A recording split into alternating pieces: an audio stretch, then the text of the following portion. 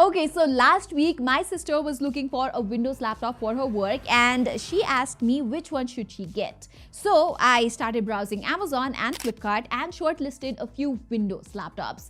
And while doing that, I thought, why not make a video about the best budget laptops in 2026?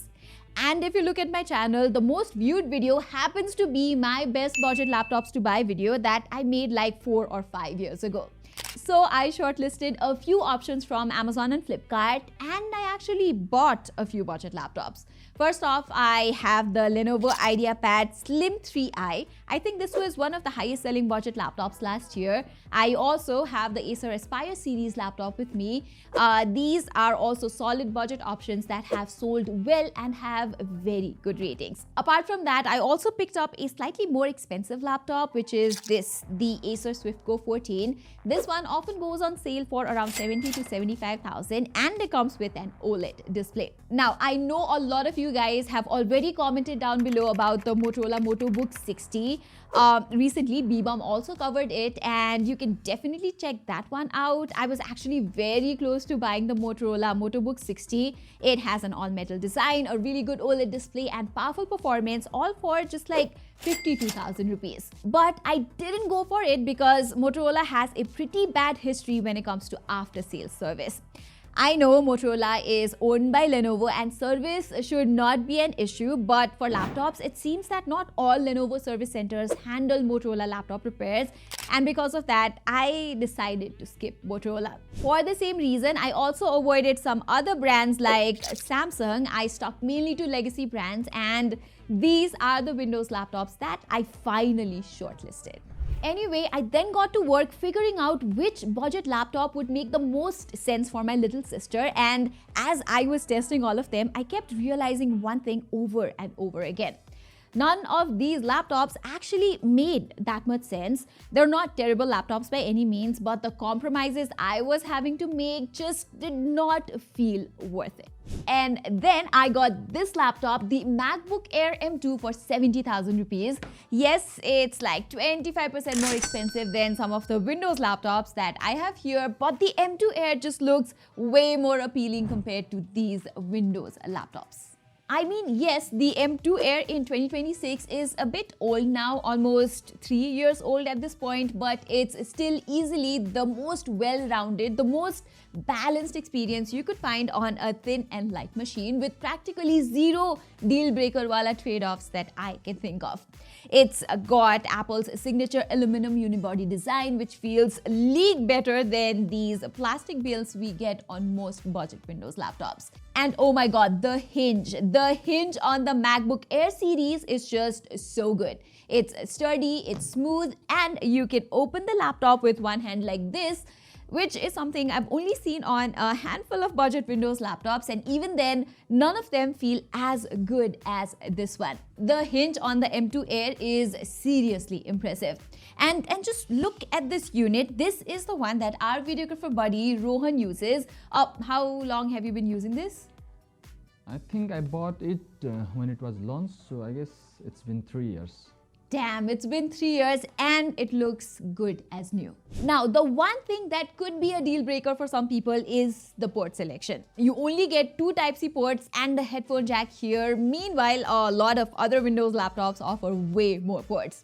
But I think I can convince my sister to use a USB dongle like this one. She's an accountant, so she will need pen drives and maybe she'll need to connect an external monitor or projector for her work. Okay, so when it comes to displays, I love what Windows laptops are doing these days by providing OLED displays even in budget laptops. I remember a few years ago, OLED used to be this luxury feature only found on something that cost more than 1 lakh rupees, but these days, you can buy an OLED laptop for literally half the price. But let me tell you, M2 Air's IPS display is really good. It may not have those inky blacks or contrast like an OLED display, but this is one of the best IPS panels you can find. It has 100% DCI-P3 color coverage, which is great for Photoshop and creative work. In fact, Rohan here uses this M2 Air for Photoshop and light editing regularly. It also has excellent brightness, up to 500 nits peak brightness. So if my sister needs to work outdoors, say at a coffee shop or while meeting clients, the screen brightness is more than sufficient here. And one area where macOS really shines is HDR. On many Windows laptops, turning on HDR makes the colors look washed out, which is not an issue on macOS. It just works really properly. And apart from the excellent display, you also get an excellent set of front-firing speakers on the MacBook. You get a dedicated woofer and a tweeter combo, and when I compared it to these budget Windows laptops, the difference is honestly night and day.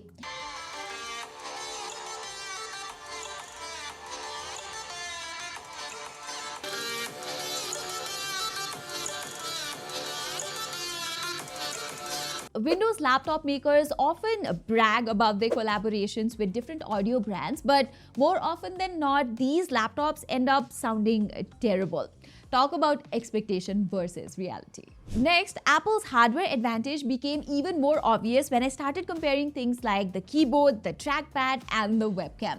Everything here feels so much better compared to budget Windows laptops. The trackpad in particular is just on another level. This massive haptic trackpad is something even many expensive Windows laptops struggle to match. In fact, the Windows laptops we have here in our office, the Asus ROG Strix G16, which costs around 2.5 lakhs, still cannot match the trackpad experience of even the most affordable MacBooks in 2026. Alright, another big question I had in my mind while I was testing all of these laptops was, is 2026 budget Windows laptops ahead of the 3-year-old MacBook Air M2 in terms of performance?